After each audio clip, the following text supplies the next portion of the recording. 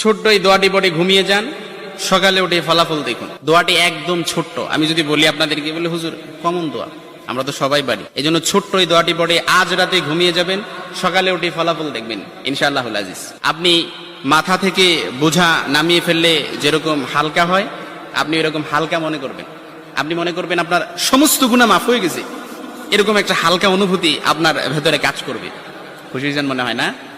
এই জন্য আমরা যদি ছোট্ট এই দোয়াটি পড়ে আজ রাতে ঘুমাতে পারি, সকালে উঠে ফলাফল দেখবো ইনশাআল্লাহুল আজিজ।